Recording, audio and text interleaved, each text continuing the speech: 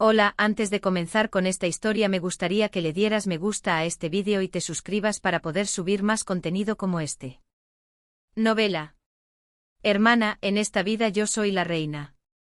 Episodio 374. Conviértete en el rey del reino de Gálico. Ariadne no fue la única que dudó de lo que escuchó. Alfonso también frunció el ceño, sin saber si había oído bien.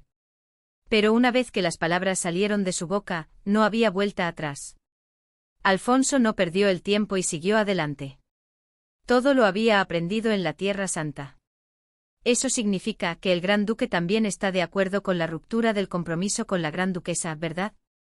El Gran Duque Odón miró a Alfonso en silencio. Después de un largo silencio, sacó a colación un tema completamente diferente. Príncipe, ¿cuánta ambición tienes? Ante el repentino cambio de tema, Alfonso, en lugar de responder, miró fijamente al Gran Duque Odón. Las personas elocuentes o experimentadas a menudo lanzaban temas inesperados para el oponente en la mesa de negociaciones, con el fin de obtener una ventaja. Alfonso, con la experiencia, se dio cuenta de que no siempre era necesario responder a tales oponentes. En esos momentos, una mirada fría era la respuesta. Ante el silencio del príncipe Alfonso, el Gran Duque Odón se dio cuenta de que su intento había fallado y, en lugar de exigir una respuesta, sonrió a Alfonso. Claro, príncipe Alfonso, usted no es una persona rebosante de ambición.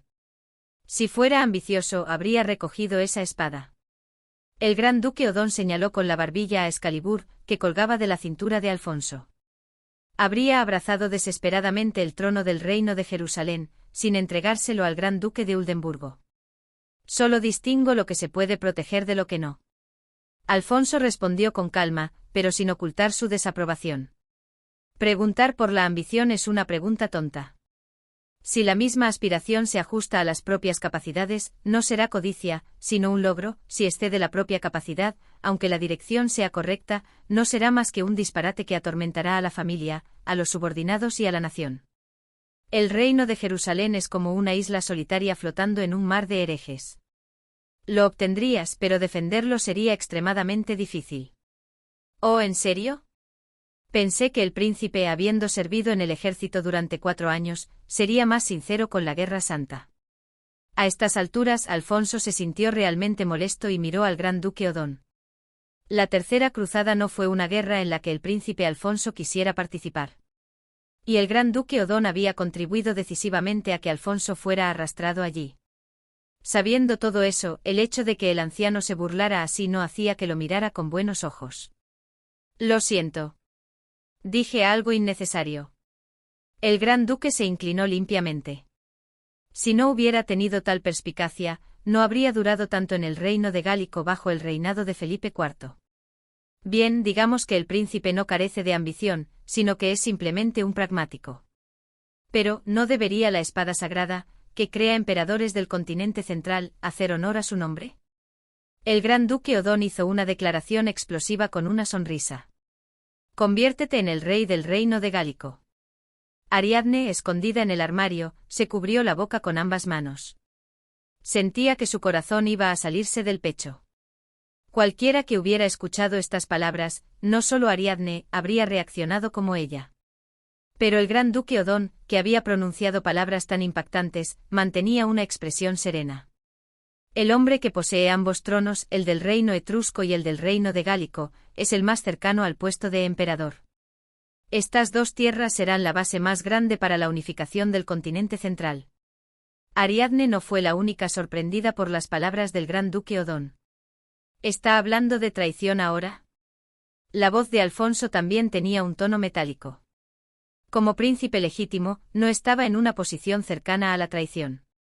El Gran Duque Odón levantó ambas manos. ¿Traición? Esa palabra se usa cuando se asesina a un rey.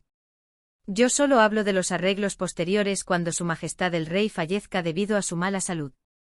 Puso la expresión más benévola posible, pero no dedicó demasiados recursos a ello. Incluso Alfonso, que no era sensible al lenguaje corporal de los demás, pudo darse cuenta de que ese fallecimiento no se refería necesariamente a una muerte natural. ¿Y qué hay de Felipe IV? El actual rey. La forma en que el Gran Duque Odón se refería a Felipe IV también denotaba una falta de respeto. Está enfermo. La enfermedad es, dijo tras una breve pausa. Locura. Ariadne se sintió como si le hubieran golpeado en la nuca por un giro inesperado de los acontecimientos. En su vida anterior, Felipe IV había estado muy sano hasta que César ascendió al trono. No estaba previsto que se retirara de la historia tan pronto.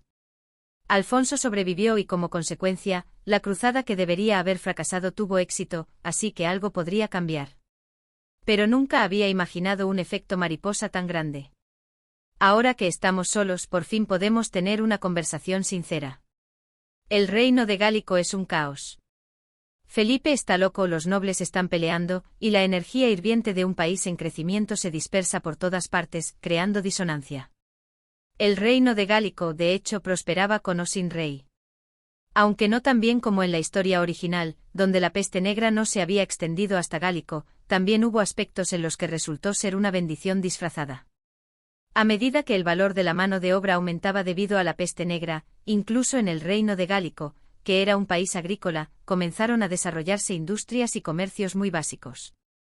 Dado que arar los campos con mano de obra era económicamente insostenible, se desarrollaron tecnologías para ayudar en el trabajo, lo que permitió un crecimiento explosivo de la productividad en una serie temporal más larga. Sin embargo, la replicación simple era más barata que la creatividad. Los artesanos de Gálico optaron por copiar la cultura del reino moro en lugar de idear nuevas herramientas agrícolas, y cuando el reino moro se volvió exclusivo con los galicanos, el objetivo de introducir nuevas culturas cambió a otras naciones del continente central. Este país, con un poco de ayuda, puede avanzar mucho. Gálico, que presumía de una enorme producción agrícola basada en tierras fértiles, utilizaba las divisas obtenidas de la exportación de cereales para adquirir con avidez lujos, conocimientos y cultura de todo el continente. Actualmente el reino de Gálico era el mejor del continente no solo en pólvora, sino también en ingeniería. Pero el rey está loco, así que no hay energía. Mi principal tarea no es gobernar el país, sino evitar las tonterías de Felipe. ¿Tonterías? Esto significaba claramente que Felipe IV estaba tratando de impulsar algo. Sin embargo, el gran duque Odón no dijo nada al respecto y, en cambio, desvió la conversación hacia el estado del rey. Su Majestad Felipe IV no está en condiciones de cuidar los asuntos de Estado normalmente. Llora y ríe por las noches, y divaga durante el día. A veces recupera la cordura, pero el tiempo es cada vez más corto. Cuando Felipe IV recuperaba la cordura ocasionalmente, llamaba a los juristas y preguntaba cómo iban los servicios que había encargado. Felipe quería abolir una antigua institución e introducir nuevas reglas. Sin embargo, hacer eso no aumentaría la productividad, y no era más que una disputa sobre quién se repartiría lo que ya se había producido. Era un desperdicio de poder nacional realmente inútil en un momento en que se debería apoyar la industria. Cada vez el gran duque Odón se esforzaba por distraer al rey, diciendo que los eruditos eran perezosos y que los resultados de los servicios aún no habían llegado. Al principio funcionó bien, pero últimamente Felipe parecía haberse dado cuenta de que estaba siendo manipulado. La última vez que recuperó la cordura, Felipe IV le gritó al gran duque Odón que no se comportara como si fuera alguien importante, que le cortaría la cabeza, y se abalanzó sobre él con una espada larga. Por suerte el sedante que el médico le había recetado al rey hizo efecto un poco tarde, y se desplomó en el suelo de mármol con la espada larga en la mano y se quedó dormido. Y para fortuna del gran duque Odón, el tiempo que Felipe IV pasaba en su sano juicio era cada vez más esporádico de lo que él había descrito verbalmente. Pasaba la mayor parte del tiempo abrazando una almohada vestida con un viejo vestido, llorando, riendo y murmurando. Controlar a Felipe IV para que no se mostrara al exterior también era un gran problema. Como era el rey, no podían encerrarlo en ningún sitio, y era una situación desesperante. El rey es soltero y no tiene herederos legítimos. Tanto su hermano, el príncipe Luis, como la princesa Auguste han fallecido, por lo que no hay descendientes directos del rey anterior para heredar el trono. En relación con el actual rey, no quedaba ningún pariente dentro del tercer grado de consanguinidad en la Casa Real de Gálico. El propio gran duque Odón era primo séptimo de Felipe IV y por lo tanto, debería haber tenido derecho a la sucesión. Sin embargo, su abuelo, que había perdido en la disputa por la sucesión 3 generaciones atrás, se había independizado como gran duque de Valois a cambio de salvar su vida, adoptando un nuevo apellido y renunciando permanentemente a su derecho al trono de la dinastía Bryan. Quedaban algunos primos del rey. Había una princesa de uno de los estados de la Unión del Mar del Norte, un gran duque del reino de Gredo, y el príncipe Alfonso también era uno de los primos del rey de Gálico. Conviértase en el rey del reino de Gálico. El gran duque Odón insistió de nuevo. Era una frase que al volver a escucharla, hacía dudar a uno de sus propios oídos. La razón por la que la reunión de hoy era absolutamente secreta para el exterior, y por la que el gran duque Odón, a pesar de todas las concesiones, insistió en ver al príncipe Alfonso cara a cara, estaba contenida en esta petición. Aunque no tengo derecho a la sucesión, el reino de Gálico está prácticamente bajo mi gobierno. Con alta probabilidad, la persona que yo designe será el rey. El tono del gran duque se había vuelto muy cortés en algún momento.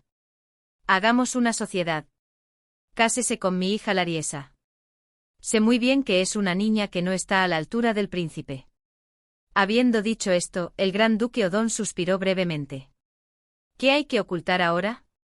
Mi hija Lariesa no se encuentra muy bien de salud en este momento. No pudo describirlo en detalle. El gran duque Odón solo transmitió lo esencial para este trato de forma vaga. Esa niña probablemente no podrá tener hijos. Le resultará difícil desempeñar el papel de una reina normal. No pido mucho. Cásese con mi hija, pero vivan como marido y mujer en ese reino etrusco y con esa nobleza etrusca emergente. Mantendré a Lariesa conmigo en el reino de Gálico durante el resto de su vida. Lo que el gran duque Odón obtenía de esta propuesta era el control del reino de Gálico. A cambio de renunciar a colocar a su propia descendencia en el trono, quería asegurar su seguridad por el resto de su vida.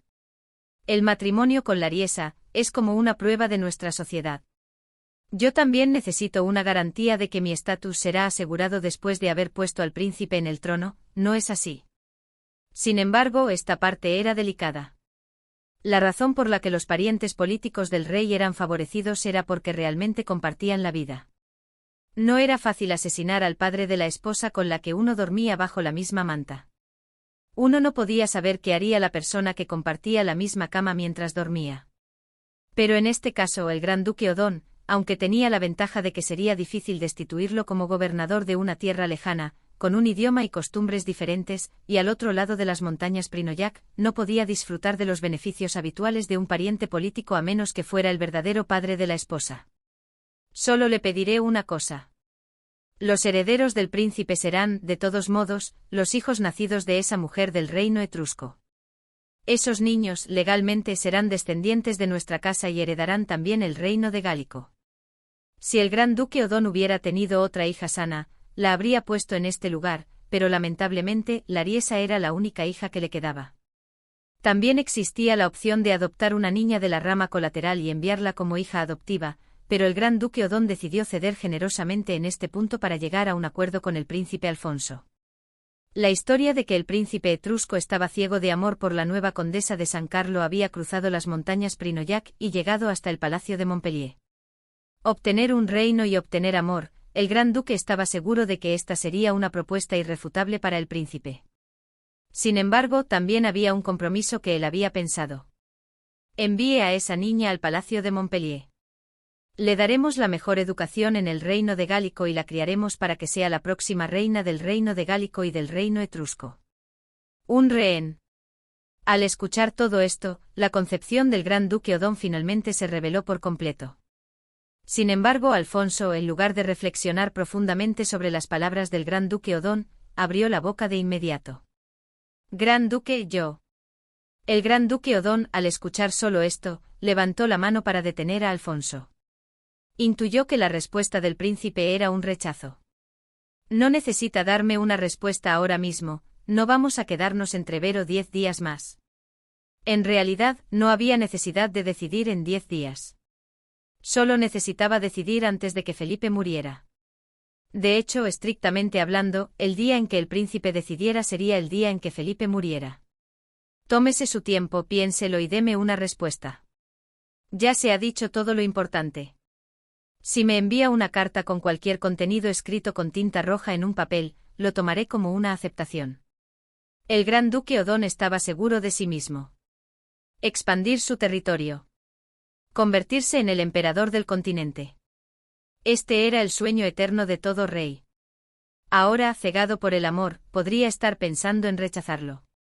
Pero por la noche, al cerrar los ojos y mirar el techo, el vasto territorio dibujado en el mapa flotaría ante sus ojos. ¿Qué hombre rechazaría esto? Se levantó de su asiento. Me voy primero.